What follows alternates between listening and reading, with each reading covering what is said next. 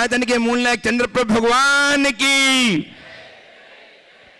संत श्रवणी आचार्य भगवान विद्यासागर जी महामुनिराज की, परम पूज्य प्रमाणिक संत महामना प्रमासागर जी महाराज की, परम पूज्य विवेक सागर जी शीतल सागर जी महाराज की, सभी लक्षुल्लक वृंदों की, तीर्थराज सम्मेद शिखर जी की, अहिंसामयी जैन धर्म की। भव्यजनों, आज हम सौभाग्य से विराजमान हैं जगत ज्येष्ठ जगत श्रेष्ठ आचार्य भगवान विद्यासागर जी महाराज के परम प्रभावक शिष्य महामना मुनिराज प्रमासागर जी महाराज, जो जगत विख्यात हैं गुणायतन प्रणेता, संघ का समाधान प्रवर्तक, भावना प्रवर्तक एवं संप्रेषण के रूप में, जिनकी वाणी को सुनकर आप हम नहीं अपितु पूरा विश्व अपनी जीवन की दैनंदिनी को रूपांतरित करने में सक्षम हो पा रहा है और प्राप्त कर रहा है एक ऐसी दिशा, ऐसी राह जो उसके उत्थान का मार्ग प्रशस्त करती है। ऐसे मुनिराज के चरणों से मैं आपको जोड़ूं, उसके पूर्व आप सबका वंदन करता हूं, अभिनंदन करता हूं, और उन सब लोगों का जो प्रमाणिक ऐप, जनवाणी चैनल और पास चैनल के माध्यम से अपनी शंकाओं के समाधान प्राप्त कर रहे हैं, सबका अभिनंदन करता हुआ आप सबको लिए चलता हूं गुरु चरण में। मैं चाहता हूं कि आप हम सब गुरुदेव का वरदहस्त आशीष के रूप में प्राप्त करें। अतः मेरे साथ उच्चारिए नमोस्तु महश्री, नमोस्तु महश्री, नमोस्तु महश्री।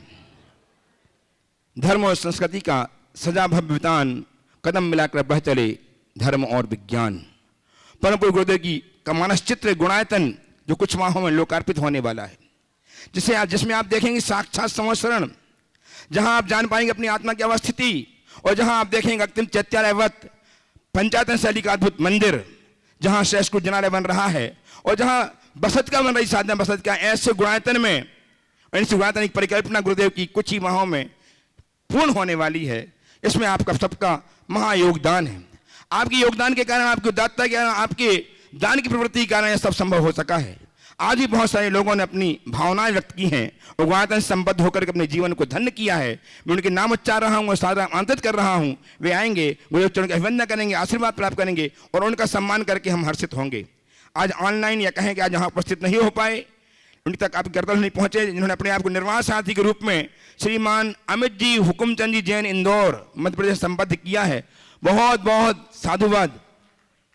आपकी कर्तव्य ध्वनि इंदौर तक पहुंचे।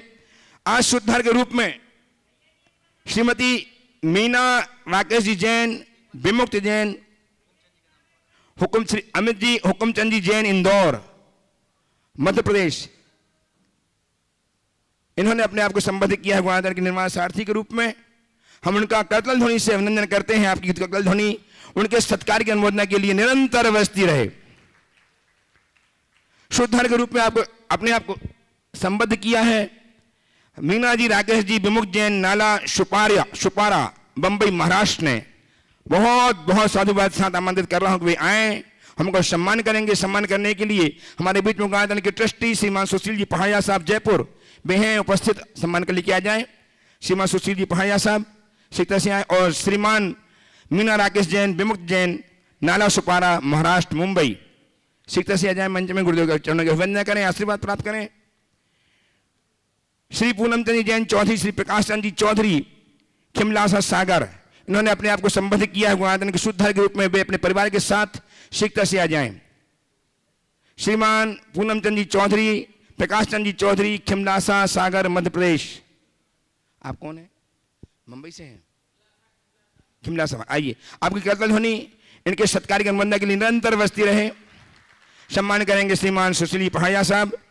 और इसी क्रम में आज अपने आप को संस्थापक सदस्य के रूप में संबद्ध किया है गुणायतन से श्रीमान आनंद कुमार जी मोदी, श्रीमती मंजू जैन मोदी, श्री आलोक जी, श्रीमती चेतना जी, मोहित साक्षी जैन, अंकुर रुचि जैन परिवार गंज बासोदा विदिशा मध्य प्रदेश से।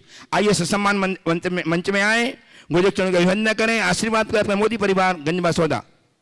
आ जाइए, सभी लोग आ जाइए, गुरुदेव चरणों का अभिवंदन कीजिए, आशीर्वाद प्राप्त कीजिए और आपकी कर्तव्य ध्वनि इनके लिए निरंतर बजती रहे। इन्होंने ऐसा कार्य किया है, आज गुणायतन के ट्रस्टी ग्रुप में संबद्ध होकर के जीवन को धन्य किया है। एक दिन ऐसा आएगा जब ये संरक्षक, श्रोमणी संरक्षक भी बनकर के अपने जीवन को धन्य कर पाएंगे। आपकी तालियां लगातार सम्मान करने के लिए मैं आमंत्रित कर रहा हूं श्रीमान अरुण जी जैन, BSNL ट्रस्टी गुणायतन जयपुर एवं श्रीमान एनएल जैन साहब कोषाध्यक्ष गुणायतन जयपुर, आइए शीघ्रता से।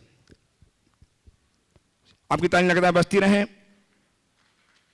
इस सम्मान के क्षण बंधुओं ऐसे क्षण हैं जबकि गुणायतन के लिए विकास के लिए इन्होंने अपने आप को, अपने श्रम को, अपनी अर्जना को लगा करके जीवन को धन्य किया है। आप भी धन्य बन सकें इस भाव के साथ निवेदन कर रहा हूं कि आप गुणायतन से ना जुड़े हो तो जुड़ें और जीवन को धन्य करें। गुणायतन में एक एक ईंट भी आपके लिए बहुत हितकारी होगी। बुला लूं? आज हमारे बीच में गुरुदेव के दर्शन बंधन हेतु, श्री संघ के दर्शन बंधन हेतु झारखंड के हजारीबाग के विधायक श्रीमान मनीष जी जायसवाल अपने मित्र के साथ गुरुदेव चरणों के वंदनार्थ उपस्थित हुए हैं। सारा सम्मान आमंत्रित कर हुए आए, गुरुदेव चरणों का अभिवंदन करें, आशीर्वाद प्राप्त करें और इनका सम्मान करने के लिए मैं आमंत्रित कर रहा हूं सीईओ श्रीमान सुभाष जी साहब में हैं। सम्मान करने सुरेश साहब ये आए हुए हैं साथ में, और उनका सम्मान करने के लिए गुणायतन के सीईओ श्रीमान सुभाष जैन एवं गुणायतन कोषाध्यक्ष श्रीमान एनएल जैन साहब आ जाएं सम्मान करने के लिए। आपकी ताली लगातार। एक ऐसा व्यक्तित्व यहां उपस्थित हुआ है गुरुदेव के जन्म नगर हजारीबाग से विधायक पद को प्राप्त करके सेवाएं दे रहा, कर्मठ सेवा के रूप में इन्होंने अपने जीवन को संजोया है। ऐसे श्रीमान मनीष जी जायसवाल वंदनीय हैं, आदरणीय हैं, सम्माननीय हैं। आपकी तालियां बजती रहें। और मैं निवेदन करूंगा मनीष जी जायसवाल से कि साथ ही अपना पहला प्रश्न प्रस्तुत करके इस कार्यक्रम को गति प्रदान करेंगे। मनीष जी जायसवाल मोमेंटो लाएं, मोमेंटो लाइए। ऐसे व्यक्तित्व जो समाज सेवा के लिए, देश सेवा के लिए अपने आप को, अपने जीवन को अर्पित कर रहे हैं, इनके सम्मान में आप हम सबकी तालियां निरंतर अभिनंदन के रूप में बजती रहें। पहला प्रश्न करेंगे श्रीमान मनीष जी जायसवाल साहब, विधायक हजारीबाग झारखंड। आइए यही मंच से सम्मान प्रश्न कर लीजिए। तैयार रहेंगे श्रीमती मीना जी राकेश जी जैन, ट्रस्टी एवं उपाध्यक्ष पुण्योदय तीर्थ मुंबई। मीना जी तैयार रहेंगी मुंबई से। गुरुवर, आपके चरणों में अपने शीश को नवाते हुए, इस धरती पे कष्ट ही कष्ट हैं। कष्ट में आप देख सकेंगे कि राजनीतिक क्षेत्र में तरह तरह के प्रयोग किए जाते हैं विश्व भर में। कहीं पे लोकतंत्र है, कहीं राजतंत्र है, कहीं पे डिक्टेटरशिप है, लेकिन शांति पूरे विश्व में कहीं भी नहीं है। तो ऐसा कौन सा मार्ग लोग चुने, देश चुने, ताकि विश्व में शांति हो सके? ये मेरा प्रश्न आपसे यही होगा। धन्यवाद। देखिए, पहले तो मैं चाहूँगा एक बार जोरदार करतल ध्वनि से मनीष भाई का अभिनंदन करें। ये बड़े जुझारू, कर्मठ और समाज के लिए समर्पित व्यक्तित्व के धनी हैं। आज का बड़ा सामयिक सवाल आपने खड़ा किया है।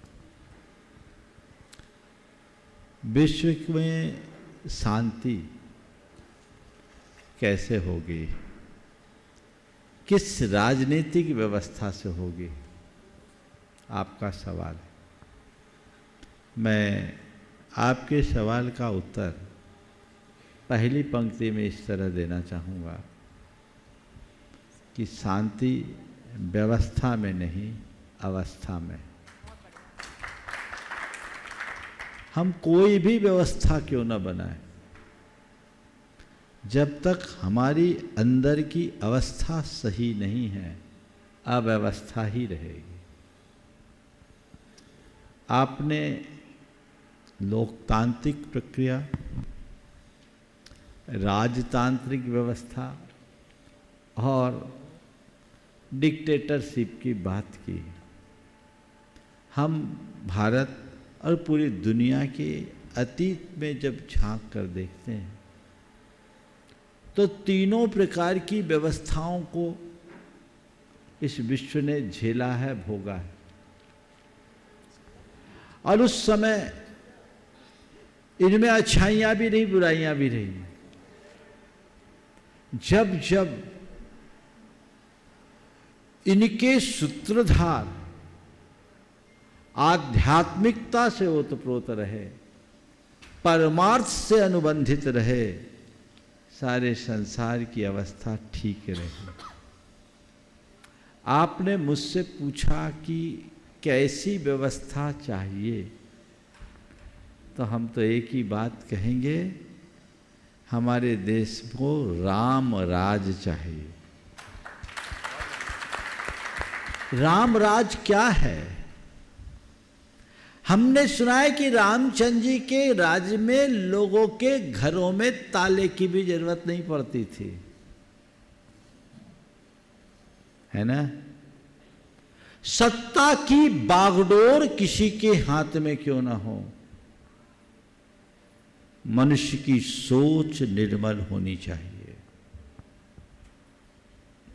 जब तक मनुष्य की सोच सही नहीं होती, उसका दृष्टिकोण मानवीय नहीं होता, उदात्त जीवन मूल्यों की प्रतिष्ठा नहीं होती, तब तक समाज, देश और दुनिया में कोई परिवर्तन नहीं हो सकता। सोच को बदलने की जरूरत है। लोगों ने जो आज प्रक्रियाएं अपनाई है वो उल्टी है। हमारा देश सर्वभूतात्म भावना और वसुधैव कुटुंबकम की भावना से प्रेरित रहा है। हमें सदैव ये प्रेरणा दी गई कि सत्वेषु मैत्री, प्राणी मात्र के प्रति मैत्री का भाव रखो, सबको अपने समान जानो, आया तुला पयासु। ये प्रेरणा हमें घुट्टी के संस्कार में दी गई। सदियों से हमने ये पाठ पढ़ा और जब तक इसका अनुकरण होता रहा, देश फलता फूलता रहा। और जब जब हम इस भावना के विरुद्ध गए, हमारी अवस्था बिगड़ी है, हमारी दुर्दशा हुई। तो आज आवश्यकता है लोगों की सोच में उस अध्यात्म को प्रतिष्ठापित करने की, उस मानवीय भावना को प्रतिष्ठापित करने की। नहीं तो चाहे कोई आ जाए, सब गड़बड़ होगा। हम लोग तो रोज की प्रार्थना में एक भावना भाते हैं, धर्मधारी हो नरेशा। अर्थात सत्ता की बागडोर केवल उनके हाथों में रहे जिनके हृदय में धर्म का वास है, चाहे वो राजा के रूप में हो या जनता के द्वारा चुने हुए प्रतिनिधि के रूप में हो। वो कुछ भी हो, प्रजातांत्रिक व्यवस्था में हो या राजतांत्रिक व्यवस्था का अंग हो, अगर सोच अच्छी हो तो सब कुछ अच्छा होगा, और सोच गलत तो सब कुछ गलत। तो हमें चाहिए आज हम भारत को वैश्विक स्तर पर एक विकसित राष्ट्र के रूप में स्थापित करने जा रहे हैं।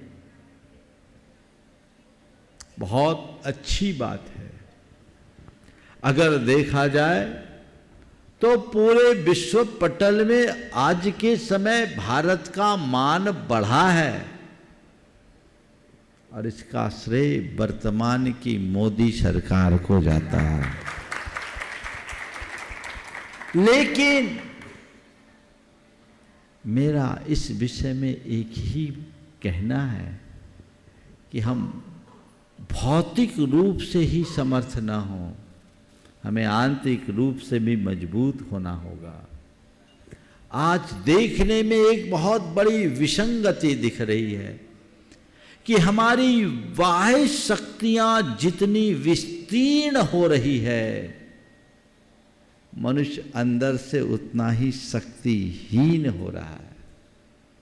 अंदर से मजबूत होना होगा, वो भौतिक समृद्धि से नहीं, आध्यात्मिक उन्नति से संभव।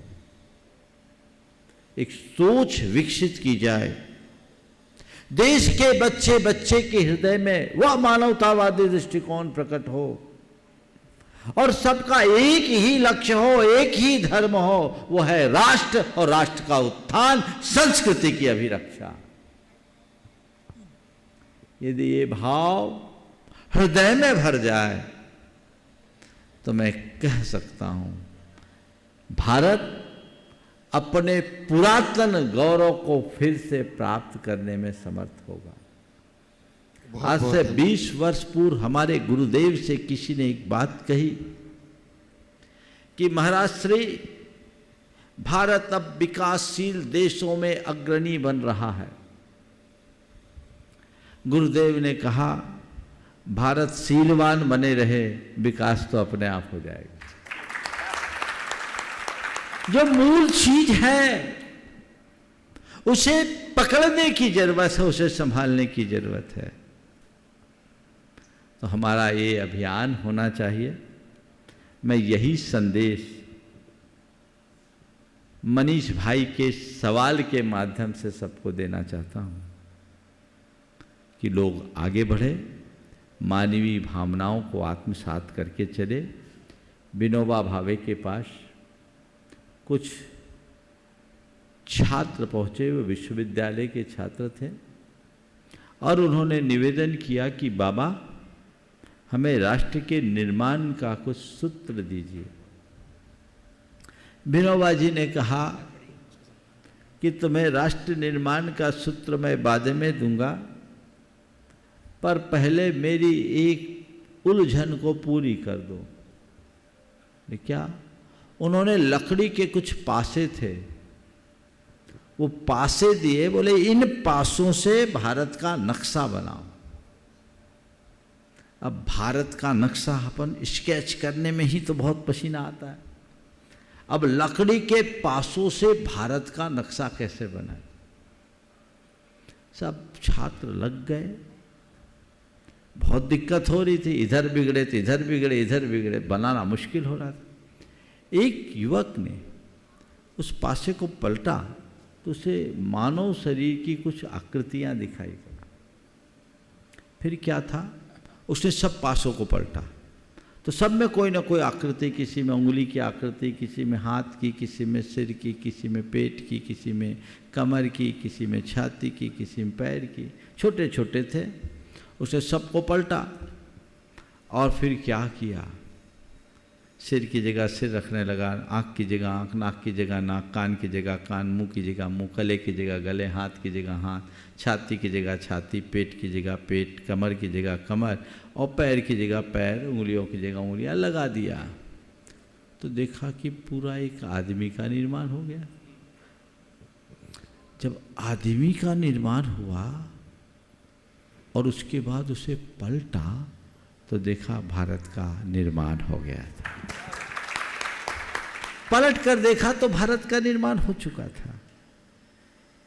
विनोबा जी ने मुस्कुराते हुए कहा कि राष्ट्र निर्माण का मेरी ओर से यही पहला सूत्र है कि यदि राष्ट्र का निर्माण करना चाहते हो तो एक मनुष्य का निर्माण कर दो, राष्ट्र का निर्माण अपने आप होगा।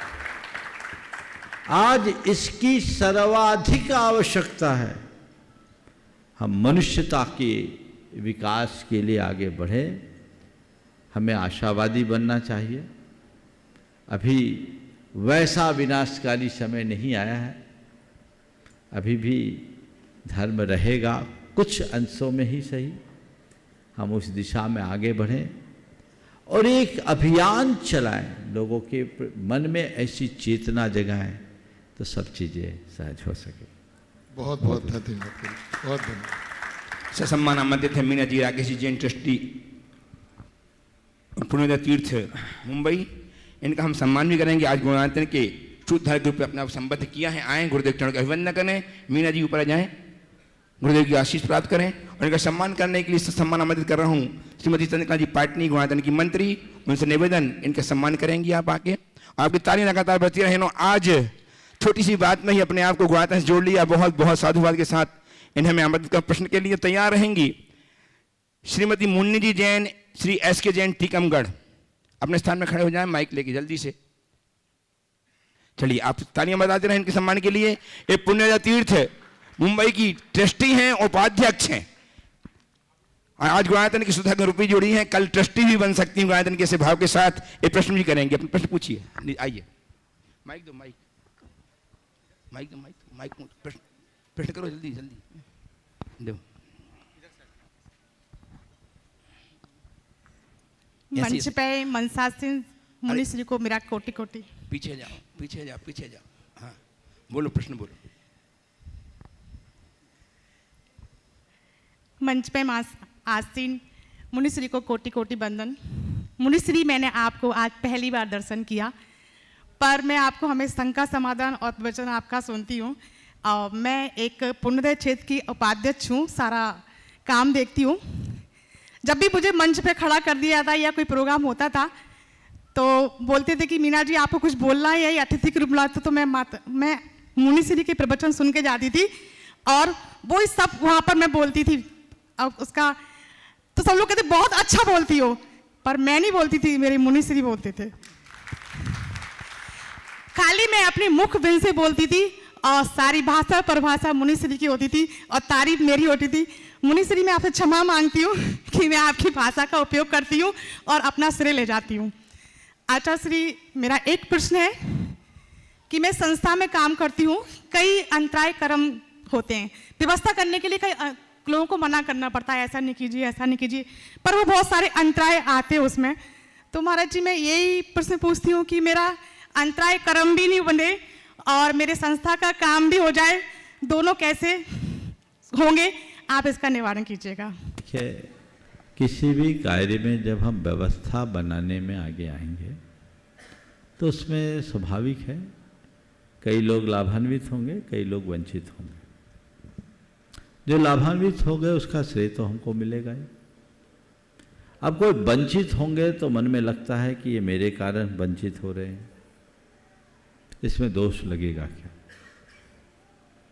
यदि हम इरादतन व्यक्ति को टारगेट बनाकर वंचित करते हैं तो दोष के भागी बनेंगे, पर व्यवस्थाओं की सीमा के कारण कोई वंचित रहते हैं तो आपका कोई दोष नहीं।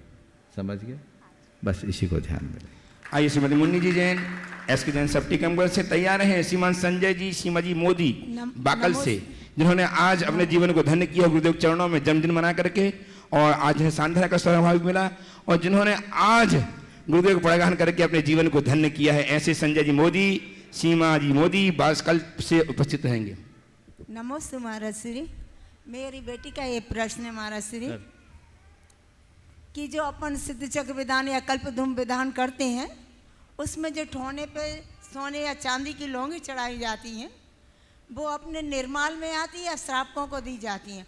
और महाराज श्री, एक मैंने देखा आज ठोने पे छत्र लगा हुआ है, तो ये छत्र ठोने पे लगाना चाहिए या नहीं लगाना चाहिए? कितना?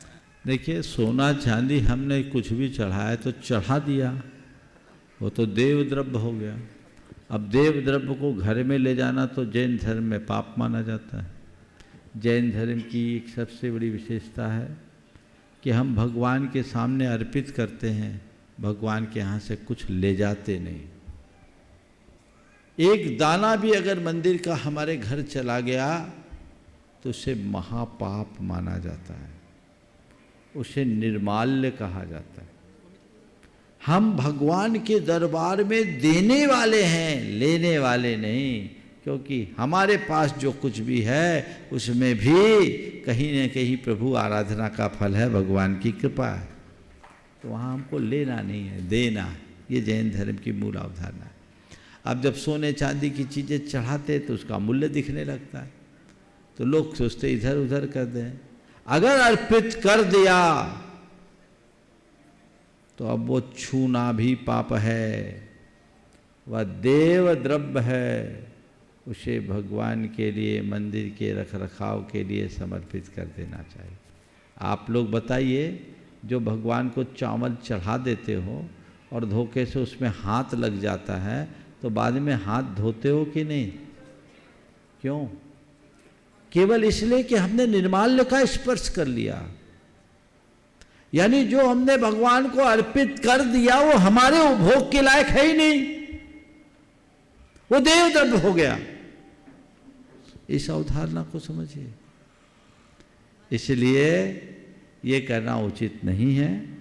और दूसरी बात, ठोना में छत्र है, ये आजकल कुछ लोग लगाने लगे हैं, पर जो ठोना अष्टमंगल में एक मांगलिक प्रतीक है जिसको सुप्रतिष्ठ कहते हैं, उसकी जो संरचना है उसमें छत्र नहीं है। अब लोग बनाने लगे भावना में आकर के, ये ठोना का स्वरूप नहीं। महाराज श्री आइए श्रीमान माली संजय को जी। दे देना चाहिए क्या? वो वो माली का नहीं है, वो देव द्रव्य मंदिर का है।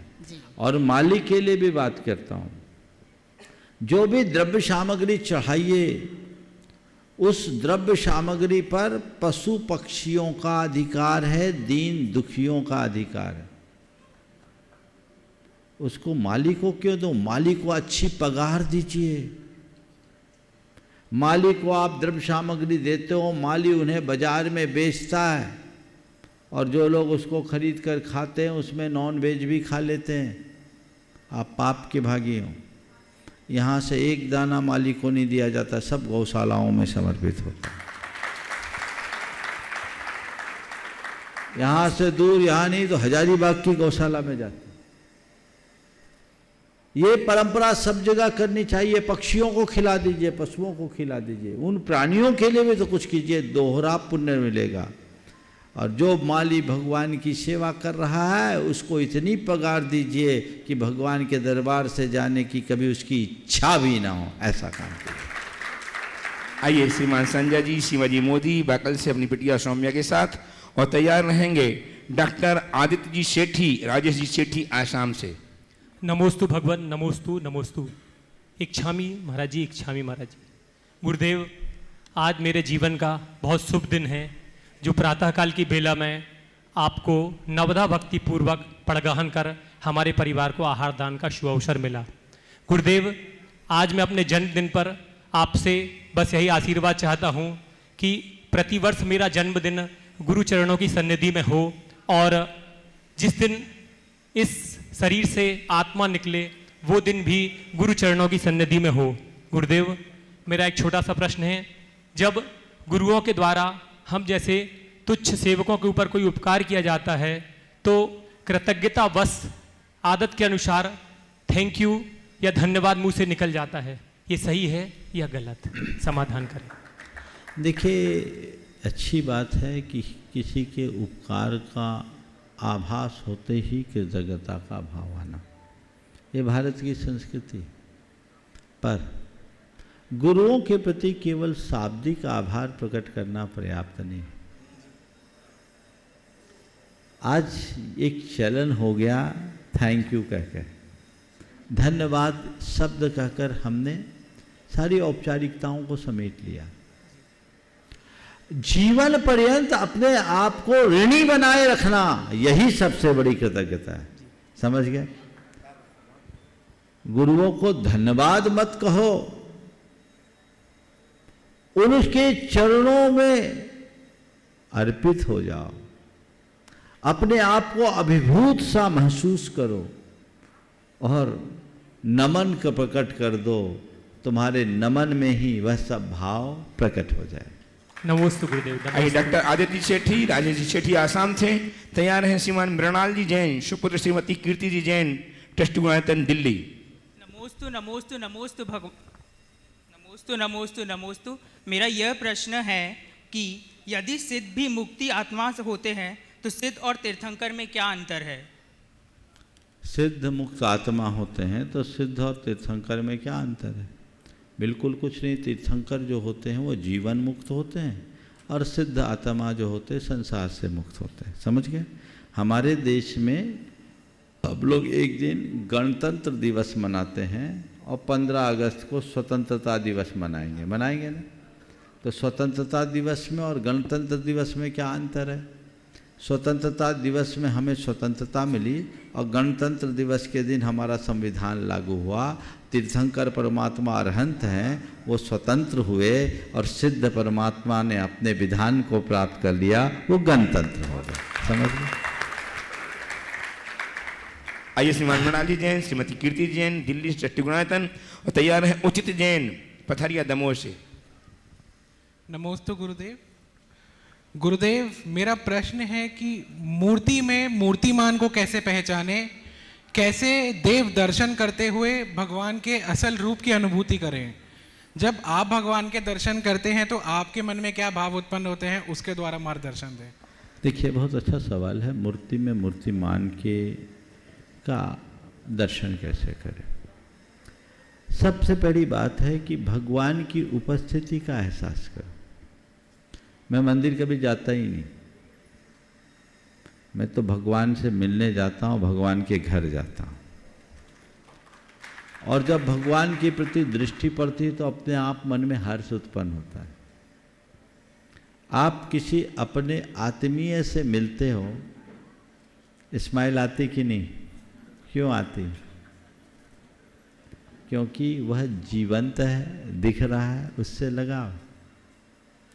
तो जब एक साधारण से व्यक्ति से मिलते ही मन में हर्ष होता है, तुम अपनी भाव दशा को इस तरह की बना करके जाओ कि ये साक्षात भगवान के दरबार में जा रहा हूं और ये भगवान है। जब हमें भगवान की उपस्थिति का एहसास होने लगता है तो बाकी सब चीजें अपने आप हो जाती हैं। और जब हम प्रतिमा को देखते हैं तो भगवान गौण हो जाते हैं। तो अपने मन में जब भी मंदिर जाओ, भगवान की उपस्थिति का एहसास करो और उनसे प्रार्थना करो, तो आपके जो बोल फूटेंगे वही होंगे जो भगवान भक्ति में होने चाहिए।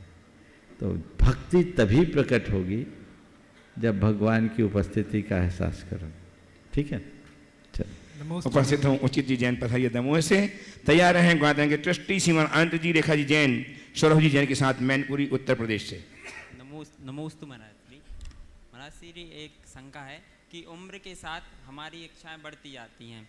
जैसे कि अपन 10 साल के होते हैं तो अच्छे स्कूल की इच्छा रहती है, 20 के हुए तो अच्छे कॉलेज की इच्छा रहती है, 25 के हुए तो अच्छी जॉब की, ऐसी इच्छाएं बढ़ती जाती हैं और समझ में नहीं आता है कि हम क्यों कर रहे हैं ये सब। मन कहता है कि सब कर रहे हैं तो अपन भी कर रहे हैं, तो फिर ऐसे जीवन ढल जाएगा। तो फिर हमें क्या करना चाहिए और क्यों करना चाहिए? बहुत अच्छा सवाल तुमने किया। अब मैं समझता हूँ अगर किसी युवा के हृदय में सवाल उत्पन्न होता है, वहीं से उसके सुधार की प्रक्रिया शुरू हो जाती है। मनुष्य के जीवन की सबसे बड़ी विडंबना ये है कि वो जिंदगी भर दौड़ते रहता है, पर उसे ये पता नहीं रहता कि मैं क्यों दौड़ रहा हूं। समझ गए? हमें ये सवाल अपने मन से जरूर करना चाहिए कि आखिर ये सब हम कर क्यों रहे हैं। और यदि मनुष्य की सोच में अध्यात्म आ जाए तो उसकी चिंतन धारा अपने आप बदलेगी और फिर वो अपनी अनपेक्षित आकांक्षाओं को नियंत्रित करने में समर्थ होगा। अध्यात्म मनुष्य को शक्तिशाली बनाता है और संतुष्टि देता है, और भौतिकता की चाह में मनुष्य अंधी दौड़ में दौड़ते रहता है। वो मृग तृष्णा है, उसका कोई अर्थ नहीं। तो ये कोई भी काम करो तो ये मैं क्यों कर रहा हूँ और इसकी जरूरत क्या है, उसके औचित्य पर विचार करो। औचित्य पर विचार करने पर बाकी सब चीजें आ जाए। आइए पंडित अनंत जी, रेखा जी जैन, सौरभ जी जैन के साथ पूरा परिवार ट्रस्टी गुणायतन मैनपुरी से। और तैयार रहें अरुणा जी, आशीष जी जैन, जबलपुर। ज्ञान गुरु के पावन चरणों में परिवार सहित सत नमन। दोनों महाराज जी को नमोस्तु, एलक जी को इच्छामी और छुल्लक महाराज जी को नमोस्तु। महाराज जी, गुरुदेव, जैन शासन में श्रावकों को दीक्षा कैसे दी जाती है, गुरु कैसे बनाएं, भगवान कृपा करके बताएं। नमोस्तु महाराज जी, नमोस्तु महाराज जी, नमोस्तु। देखिए, भारत में 2 प्रकार की दीक्षा की परंपरा है। एक व्रत दीक्षा और दूसरी मंत्र दीक्षा।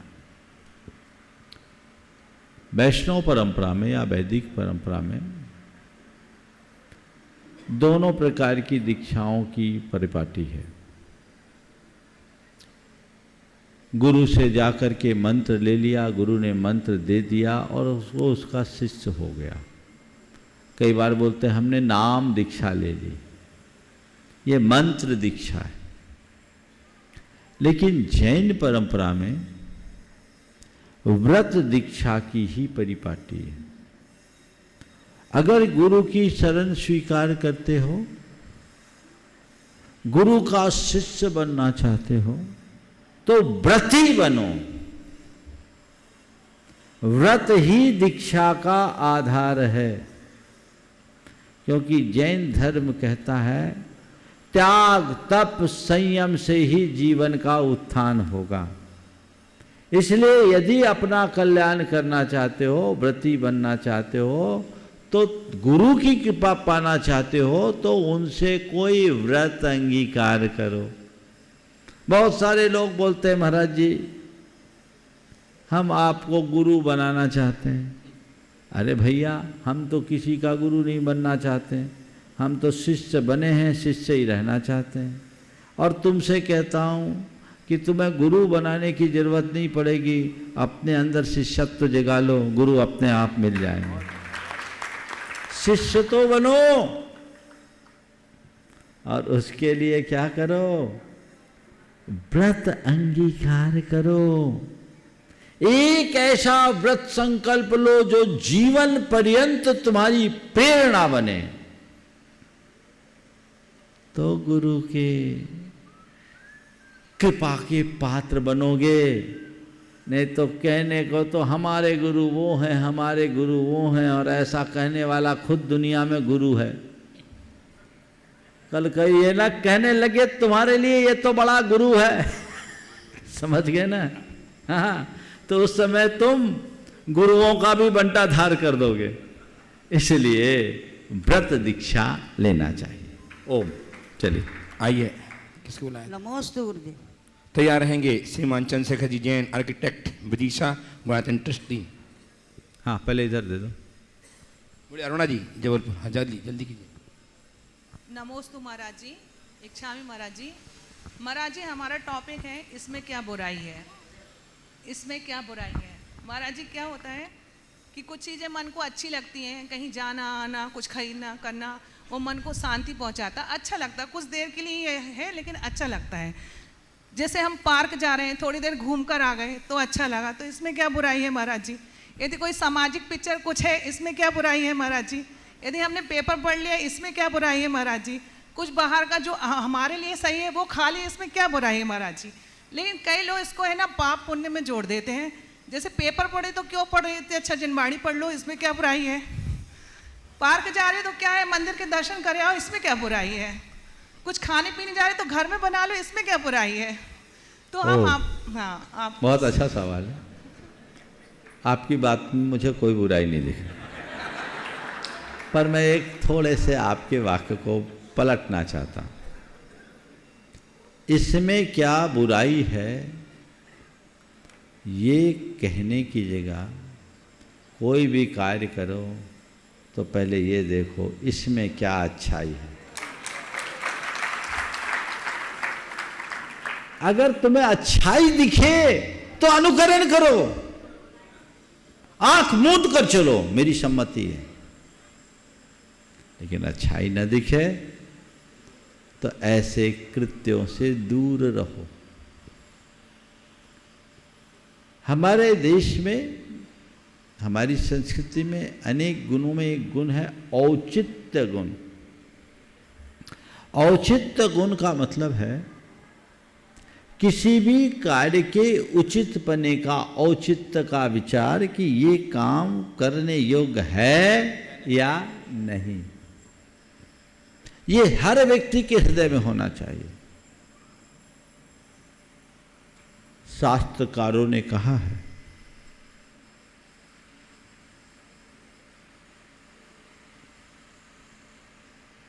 सर्वे गुणा एकत्र औचित्य गुण एकता। सर्वे गुणा द्रुमायन्ते औचित्य गुण योगता। औचित्य गुण में एकत्र गुण राशि में एकता, सर्वे गुणा द्रुमायन्ते औचित्य गुण योगता। तुम्हारे अंदर के सारे गुण एक तरफ और औचित्य गुण एक तरफ। क्या बोल रहा हूं? सारे गुण एक तरफ और औचित्य गुण एक तरफ। औचित्य गुण आने पर सारे गुण अपने आप फलीभूत हो जाते हैं और औचित्य गुण के अभाव में सारे गुण भी अवगुण बन जाते हैं। इसलिए इसमें क्या इसमें क्या बुराई है? जोर से बोलो, इसमें क्या? जोर से, इसमें क्या? आज से बदल लो। चलिए, बहुत बढ़िया। आइए गुणातीत आर्किटेक्ट ट्रस्टी गुणायतन श्रीमान चंद्रशेखर जी जैन एवं तैयार रहेंगे निश्चय जी छावड़ा अपने पापा अशोक जी छावड़ा के साथ गुवाहाटी से। समस्त महाराज श्री के चरणों में नमोस्तु। एलक श्री और छुल्लक महाराज जी के चरणों में इच्छामी। महाराज श्री, संकल्पित होने के बाद उठने वाले विकल्पों से कैसे बचें? क्योंकि एक बार संकल्पित होने के बाद अगर हम विकल्प चुनते हैं तो कार्य भटक जाता है। संकल्पित होने के बाद विकल्प आ रहा है, इसका तात्पर्य हम अभी ठीक तरीके से संकल्पित हुए ही। हमें संकल्प लेना चाहिए और विकल्प नहीं, संकल्प में दृढ़ हों और जब भी विकल्प उठे तो उसका निवारण करना चाहिए। स्वाभाविक है, हम जब एक बीज अंकुरित होता है तो उसके साथ साथ खरपतवार भी उग आते हैं। बीज उगता है तो साथ में खरपतवार उगते हैं, लेकिन कुशल किसान क्या करता है? खरपतवार की निदाई गुड़ाई करते रहता है ताकि हमारा बीज फलीभूत हो सके। तो हम जब भी अपने हृदय की भूमि में संकल्प का कोई बीजारोपण करते हैं, हमारे पूर्व के संस्कारों के कारण अनेक प्रकार के बुराइयों के या दुर्संकल्पों के खरपतवार उगने लगते हैं। उनके प्रति जागरूक रहना पड़ेगा और उन्हें उखाड़ उखाड़ करके फेंकना पड़ेगा। और फेंकने के लिए, उसकी निदाई गुड़ाई के लिए क्या करना चाहिए? तो शुभ विचारों का संप्रेषण, मोटिवेशन अपने मन को दे कि नहीं, ये मेरे संकल्प के बाहर की बात है, ये मेरे दायरे के बाहर की बात है, ये मेरे मर्यादा के विरुद्ध की बात है, मुझे ये कार्य नहीं करना। जब हम ऐसा करेंगे तो हमारी सारी चीजें सहज हो। निश्चय जी छावड़ा अशोक जी छावड़ा के साथ उपस्थित हों। तैयार रहें राकेश जी, श्रीमती सीमा जी जैन, प्रेस परिवार सिरोंज, मध्य प्रदेश। महाराज श्री, हम सभी की तरफ से आपको बारंबार नमोस्तु नमोस्तु नमोस्तु। मेरा नाम निश्चय जैन है, मैं गुवाहाटी असम से आया हूँ। मेरा प्रश्न यह है कि भगवान के चिन्ह कौन चुनाव करते हैं? भगवान के चिन्ह कौन चुनाव करते हैं? कौन करते हैं? देखो, भगवान के चिन्ह तो स्वाभाविक रूप से बने रहते हैं। हम लोगों के शरीर में विभिन्न प्रकार के चिन्ह बने होते हैं। अलग अलग लोगों के शरीर में अलग अलग होता है ना। हर व्यक्ति के शरीर में अधिकतम किसी मनुष्य के शरीर में होंगे तो 108 प्रकार के चिन्ह होते हैं पूरे शरीर में। और हमारे तीर्थंकरों के शरीर में वो 108 पूरे के पूरे होते हैं, बाकी में हीनाधिक होते हैं, सब में होते हैं। आप अलग अलग लोगों के शरीर में देखिएगा तो सबके अलग अलग चिन्ह मिलेंगे, हाथ में, पैर में, शरीर के एक एक अंग में। तो उनमें भगवान के हृदय में एक होता है श्रीवत्स। आप देखिएगा जैन प्रतिमाओं में जब भी देखिएगा तो छाती पर एक फूल जैसी आकृति दिखेगी। ये इसका स्थान नियत है, इसको बोलते हैं श्रीवत्स। ये सभी को होगा, सभी तीर्थंकरों को होता है। और उनके दाहिने पैर के अंगूठे में जो चिन्ह बना होता है स्वाभाविक रूप से जन्मजात, इंद्र भगवान के जन्म कल्याणक के समय उसे देखता है और उसे ही भगवान का चिन्ह घोषित करता है। समझ गए? चलिए आइए श्रीमान राकेश जी जैन, श्रीमती सीमा जी जैन, प्रेस परिवार श्रवण जो उपस्थित हों और तैयार हैं श्रीमती मोना जी, मनीष जी जैन जबलपुर। नमोस्तु महाराज जी, नमोस्तु महाराज जी।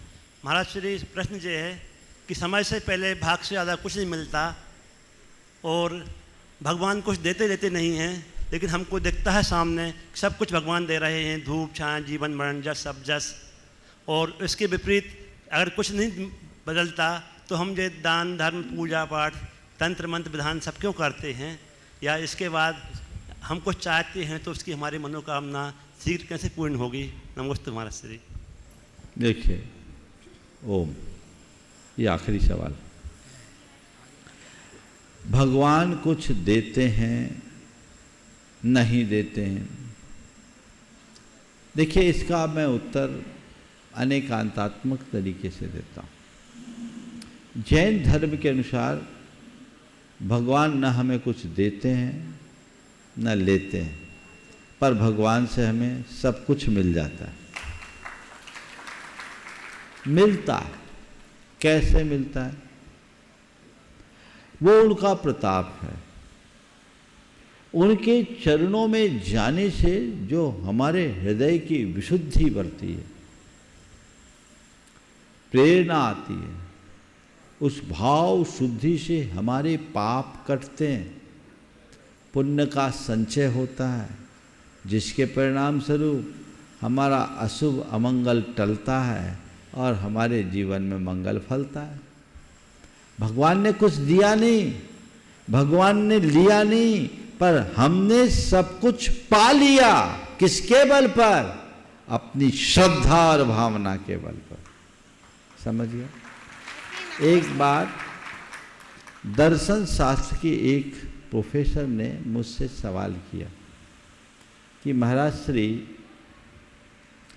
मुझे जैनियों की सब बातें अच्छी लगती है, पर एक बात समझ में नहीं आती। मैंने कहा क्या? बोले जैन लोग ईश्वर को मानते हैं, पर ईश्वर के कर्तृत्व को क्यों नहीं मानते। मैं थोड़ी सी ये बात खुलासा करना चाहूँगा कि हम लोग भगवान की पूजा करते हैं, पर भगवान के को अपने शुभ अशुभ से दूर रखते हैं कि ये जो हमारा शुभाशुभ हो रहा है उसमें भगवान का कोई रोल नहीं है, ये हमारे अपने अच्छे बुरे कर्मों का फल है। ये जैन मान्यता है। अन्यत्र भी इसको अनेक रूपों में लिया गया है, वो विषय दूसरा, पर मैं ये बात कहता हूँ उनके सवाल के उत्तर में। जब उन्होंने कहा कि जैन लोग भगवान को तो मानते हैं, पर भगवान के कर्तृत्व को क्यों नहीं मानते। देखिए न, ईश्वर ने हम पर कितनी बड़ी कृपा की। मेरे पति की दोनों किडनियां खराब हो गई थी, ईश्वर ने उसे ठीक कर दी। देखिए न, ईश्वर ने हम पर कितनी बड़ी कृपा की। मेरे पति की दोनों किडनियां खराब हो गई थी, ईश्वर ने उसे ठीक कर दी। मैंने कहा बहन जी, यदि ऐसी बात है तो मुझे आपके ईश्वर पर संदेह है। बहन जी, यदि ऐसी बात है तो मुझे आपके ईश्वर पर संदेह है। मैंने कहा क्या मतलब? मैंने कहा ईश्वर को यदि किडनी ठीक ही करनी थी तो खराब क्यों की। भाई अगर हम कहेंगे तो ये आरोप तो आएगा। मैंने कहा ईश्वर को यदि किडनी ठीक ही करनी थी तो खराब क्यों की। तो उन्होंने कहा ठीक है महाराज जी, फिर आपके यहाँ इतना पूजा पाठ दर्शन मंदिर क्यों जाते? जब भगवान कुछ नहीं करते तो ये क्यों करते? तो मैंने कहा आप दर्पण देखती हैं? बोले हाँ देखते हैं। बोले क्यों देखते हैं? बोले इसलिए कि चेहरे में कोई दाग धब्बा ना हो। दर्पण देखते हो? देखते हैं। बोले क्यों देखते? बोले इसलिए कि चेहरे में कोई दाग धब्बा नहीं हो। तो मैंने कहा मतलब दर्पण तुम्हारे दाग धब्बे को पोंछ देता है क्या?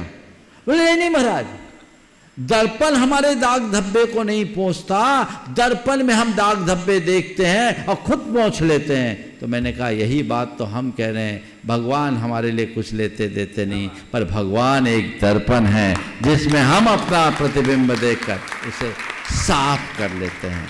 इसलिए हमारे भगवान बीतरागी हैं, ये जैन अवधारणा है। ना वो कुछ देते हैं ना लेते हैं, पर उनकी शरण पाने वाले को सब कुछ मिल जाता है। इसलिए भगवान से मांगने की आदत छोड़ो, भगवान का पुजारी बनकर जाओ, भिखारी बनकर नहीं। मांगने वाला भिखारी है और भगवान के सामने अपने आप को अर्पित कर देने वाला पुजारी है। समझ गए? तो आपने बोला ना, तो भगवान लेते देते नहीं है, बिल्कुल सही है। नहीं तो सबसे ज़्यादा तो लोग भगवान की बुराई करेंगे कि हे भगवान, दोष देते, हे भगवान ऐसा कष्ट क्यों दे दिया। भगवान परम कृपालु है भाई, भगवान तुम्हारे कष्ट क्यों देंगे। और देखो लोगों की विचित्रता, जब कष्ट पड़ता है तब भगवान को कहते हे भगवान ये कष्ट मुझे क्यों दे दिया, पर जब पाप करते तब भगवान का ख्याल क्यों नहीं आता। हाँ, पाप करते समय यदि भगवान का ख्याल आ जाता कि ये कार्य भगवान की आज्ञा के अनुकूल नहीं है, मुझे नहीं करना, तो ये कष्ट का सामना करना पड़ता क्या? कतई नहीं। इसलिए हमें भगवान को देख करके काम करना चाहिए। मोना जी मनोज जी जबलपुर से उपस्थित हों। इसके पूर्व एक सूचना कि 19 से 28 सितंबर तक परम पूज्य गुरुदेव के सानिध्य में इसी स्थल में गुणायतन में श्रावक संस्कार शिविर का आयोजन है। इसमें बहुत सारे लोगों ने अपना पंजीयन करा चुके हैं। जो नहीं करा पाए हैं अपना पंजीयन करा लें।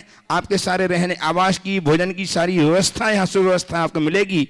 मात्र 5100 की राशि में आप अपना पंजीयन करा सकते हैं और समय बहुत कम है शीघ्रता से, क्योंकि फुल होने वाला है, टारगेट फुल होने वाला है। आता है आप लोग अपना पंजीयन अवश्य करा लें और अपने जीवन को शिविर में उपस्थित होकर धन्य करें। बोलिए मनोज जी मनीषा जी जबलपुर। अंतिम नमोस्तु महाराज जी, नमोस्तु महाराज जी। बोर्डिंग मंदिर के सभी शावकों की तरफ से बारंबार नमोस्तु। महाराज जी, आज ये बहुत गंभीर समस्या है कि हमारे बच्चे कॉलेज में जाते हैं तो रैगिंग के दौरान उनको 2-3 महीने तक लगातार अपशब्द या गाली जैसे शब्दों को बोलने के लिए प्रेशर किया जाता है। इससे क्या होता है कि वो जब फ़ोन में बात कर रहे हैं अपने फ्रेंड से तो वही शब्दों में बात करते और करते करते उनकी आदतों में शामिल हो जाता है, जिससे हम तो उन्हें हर चीज़ अच्छी सिखा रहे, शिविर में भेज रहे, संस्कार दे रहे, परंतु हमारा असर तो कम होता है और उनका असर उन पे जल्दी हो जाता। कृपया महाराज जी कुछ उपाय। देखिए, बड़ी गंभीर समस्या है। यद्यपि रैगिंग के विरुद्ध अनेक कानून बन गए, लेकिन इसके बाद भी इनका अनुपालन ठीक रीति से नहीं हो रहा। बच्चे जहाँ संस्कार पा कर के शिक्षा ग्रहण करने के लिए जाते हैं, संस्कार युक्त शिक्षा के लिए जहाँ जिन्हें वातावरण मिलना चाहिए, उन्हें प्रारंभ से ही इस तरह के गलत संस्कार दिए जाते हैं। इसका परिणाम बहुत बुरा होता है। थोड़ी जागरूकता होनी चाहिए अभिभावकों में भी और छात्रों में भी। छात्रों को तो वहाँ अपने आप को एडजस्ट करना पड़ता है, लेकिन अगर थोड़ा मजबूत हो तो बहुत कुछ काम हो सकता है। मेरे सामने भी अरुण बैठे हैं, आपके जयपुर वाले। इनके दोनों बेटे IIT किए और दोनों बड़े संस्कारित बेटे, और इनके बच्चों के सामने जब कॉलेज में जाने के बाद उनके सीनियर्स ने प्रेशर दिया शराब वगैरह के लिए, उन बच्चों ने कतई स्वीकार नहीं किया और बड़ी दृढ़ता और विनम्रता के साथ उसे नकार दिया। तो कभी दबाव में नहीं आना चाहिए। अगर रैगिंग भी होता है, कई ऐसे बच्चे हैं जो इस तरह की बातों से अप्रभावित रहे हैं, वो कुछ भी कहे तो उनसे कह दे कि मैं ये काम नहीं कर सकता। 2, 4, 6, 8 बार मारपीट करेंगे, दबाव डालेंगे, प्रताड़ना देंगे, फिर जब देखने लगेंगे तो सामने वाले कुछ नहीं कर सकते और वहाँ के मैनेजमेंट से भी उसकी शिकायत की जा सकती है। समय आप सबका हो गया, यहीं पर विराम। बोलिए परम पूज्य आचार्य जय जय जय। परम पूज्य महामनामृत पमासागर जी महाराज की, परम पूज्य निर्वेक सागर जी महाराज की, परम पूज्य शीतल सागर जी महाराज की।